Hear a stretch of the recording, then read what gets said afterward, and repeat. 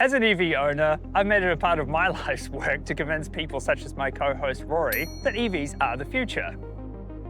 Unfortunately, Rory's only interested in cars that can be powered by fossilized dinosaur carcasses. But I think that this Cupra Tavascan VZ might be the exact car to finally convince him otherwise.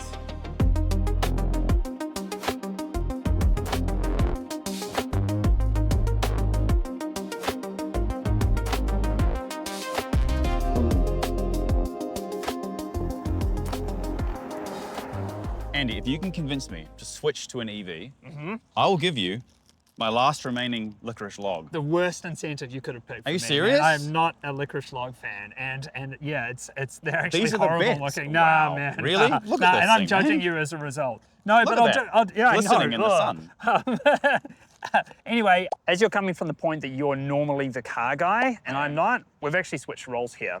You've picked the right car to try and convince me, to be honest, because holy shit, look at this thing. I know. It Unbelievable, looks eh? amazing. For some reason, it looks like it was designed at night. I don't know why I feel that way, but... Do you think the designers put blindfolds on and they were just like scribbling away? They'd be very And gifted if that's what they came up with, the blindfold on. But yeah. it actually kind of looks like concept cars from maybe 10, 15 years ago. When they do the really cool renders, the really cool drawings, and then the production models, it's like... Okay, this looks the real deal, you know? Man. But because this is a Cupra, and it borrows heavily from the design language of all the other Cupras we've tested. The Formentor and the Terramar and the Leon, amazing, right? They all share the same design language, right? They absolutely do. And this does too, which means it helps it look less like a gimmick and more like a really thoughtful and established design. Very thoughtful, which is surprising, right? Like, they've only split off from Seat since like 2018, but already they've evolved and got their own style. Yeah. Also, the shape of the bonnet does give it that really sharp, sporty, aggressive look. Yes. And it's even got a couple of little air vents. I'm not sure if they're functional or not, but they look just amazing. Yeah. Remind me a tiny, tiny bit of the Lotus Emira when we drove that. It's always nice to drive a car with a little bit of a nostril, eh? Yeah. For me, immediately the thing that stuck out was that line at the rear that just cuts off so sharply. Like the car's swooping, and then there's this really cutting line going straight down. There's sort of the illusion of speed and like pace and aggression and that kind of thing. Absolutely. Even when this car is still, the shape of it and the way that they've crafted the lines, and even this black line at the bottom that's coming up, and then this line going along the side of the car, they squeeze together, right, to create this dynamic that looks almost like movement. I'd like to be in your head one day, Rory, to understand what you think. If you see like lines and you just like are constantly dictating the shape of them, and then I drove past the light pole and it was standing vertically. And I really like the line of that line over there on the road. It's a lovely line. Now, don't go my brain. It's like milkshakes and cars. One thing I'm a little bit disappointed is they keep the copper motif in so many things, but the rear badging that they have for the Cupra logo is a silvery one. And I'm just a little bit like, why would they do that? But the light signature wrapping around, incredible as always. And also, did you realize that this corner here is very Cybertruck, isn't it? It is a little bit like sharp angle, isn't it? Yeah, it reminds you of the Cybertruck, which kind of goes hand in hand with the whole like, this looks like what people thought the future would look like, because that's what I thought about the Cybertruck. Polygons, right? Yeah, polygons. Hey, now it's all coming full circle. That's not a polygon though. Well, some might argue it's coming full trapezoid. We love a good trapezoid. Trapezoid? Well, actually, not trapezoid? It's funny. Oh, I don't know. And we might actually be saying...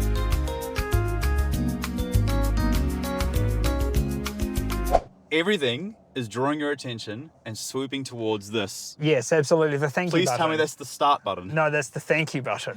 It's really the hazard lights. Isn't that bizarre? It really is. Everything's like, look at this, and then it's just... It is quite focal, yeah. It's almost like if you were in the Starship Enterprise and that was like the main weapon or something. And it's like, or like the self-destruct button. Yeah. It does look like that. That's why it's weird that it's the hazard lights. I feel like it should be the on button. It's given really a lot of real estate and presence. Yeah. But wow, I mean, this is a very interesting interior. This is cool. The materials, you get in here and you think, oh, does it feel like cheap and nasty? Nah, man, I reckon it's beautiful. Yeah, I can still feel...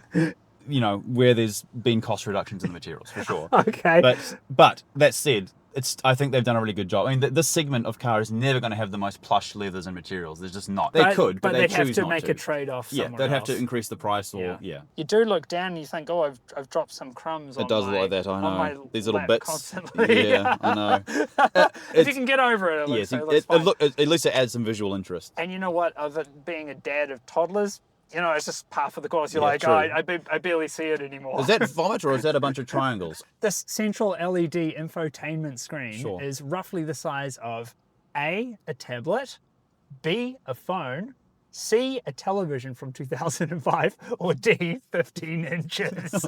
Yeah, it definitely looks like a 15. Your questions need some work, man. Hey! Look, the screen is weirdly traditional looking, in amongst all of this geometry and sweeping curves and sharp lines. The screen's just like a normal screen. However, I will say that I appreciate that underneath the climate controls, they've got this shape here that follows bezel? the rest of the lines. That actually helps it look less like a stuck-on tablet. That's a good shout. Yeah, I didn't actually pick that one up. Andy. Yeah, well done. Look at you picking up all of this EV stuff. And have you tested the space in the back seats and the plenty, man. There's tons of space. So you've got the kids back there. I put both of the seats back there. It feels bizarre to be in this really sort of futuristic design. And then the instrument cluster is just this tiny little, you talked about phone screens before. Looks like a little phone screen. It's like, It is sometimes difficult to see the exact wording on it because some of the lettering, the font size, is actually really, really small. Oh, that's old man Andy coming out. Hello! Make the fonts bigger. Why, where are my glasses, Martha?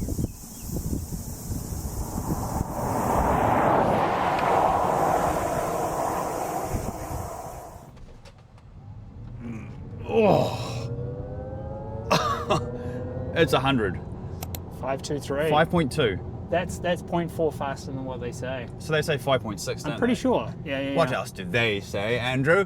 Also, there's two of us on board. Yes. So and I will say that I lost the phone. Saying things. that was quite the experience. I wasn't holding it very tightly, but it fell for the timer. Yeah, I saw that. Yeah, that was quite a violent launch. Yeah. How did you feel about it? I was expecting it to be pretty fast, and it delivered. That's rapid. Nice. But also, I mean, my favorite part about driving EVs is less so the launch, but more like when you're already traveling at speed, and you know, just that punch extra it. boost. Yeah.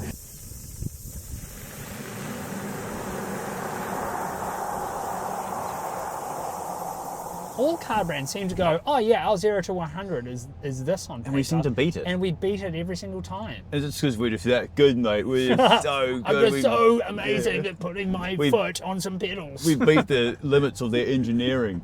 Let's say you're going, whatever, 50 k's an hour. Yes. And you're about to go into an on-ramp up to 100 k's.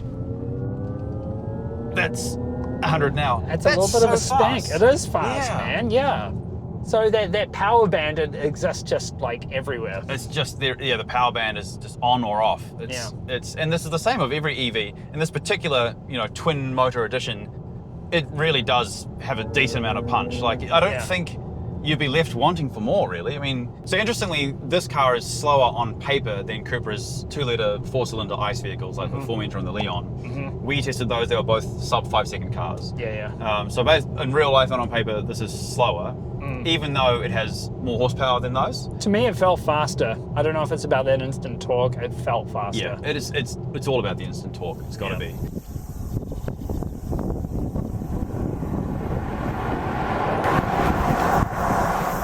And in the corners too, it's not bad. I mean, obviously, every EV is heavy. Yep. But the weight distribution is in its favor, right? Yep. Because it's all down the bottom of the car, right? Oh. Yeah, that's decent. Like you can have fun around the bends in this. Yeah. It does. It does feel like the brakes are maybe not quite up to scratch. What is it about the brakes that like they're not able to compete? They're not quite as grabby and punchy as I'd hope they'd be when you're driving at speed like we just were.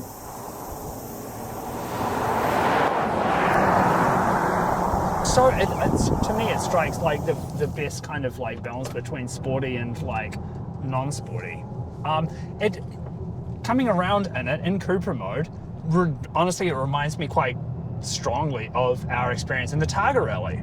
And I haven't really pulled it out here, but even just a little bit, maybe not so much uphill, and I think it's maybe because it's got that extra weight. Yeah. But downhill, it certainly felt like that, dude. Yeah. Oh, for sure. You can extract some real speed out of it. Yeah. Yeah, that's decent. But see, the brakes here, yeah. did you feel they're a little bit spongy? Yeah, a little bit. Yeah. Yeah.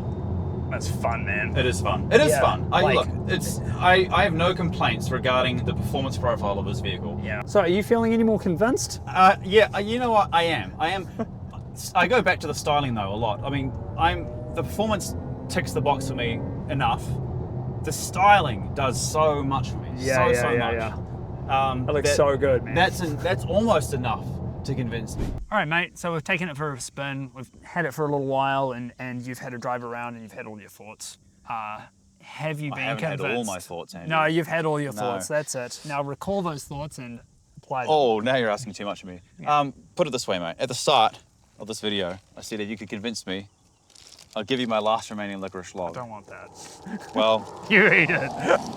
Come on, man. No. Have a little bite. No. No, you know what? I'll halve it with you. That's where I'm going with this, even though you don't want it. Right. I'm half convinced. Are you telling me? Yeah, you're halfway. You've taken a step towards. I've taken a step towards it. The light side. Yeah. My reason for not being convinced is not because of the Tavascan. It's because of the fact that it's an EV. Okay. The Tavascan itself is super compelling as an EV. If I was shopping for one, like I said, this would be top of my list. Okay. Because it's really compelling in terms of its styling. Yeah. Its price point is up there. Inside is nice. Performance is great. Well, that's good. That's healthy. I think that accepting change for the value of it is a good thing. Oh, so well done. Thank you, man. Yeah. 10 points to all. Yeah, yeah.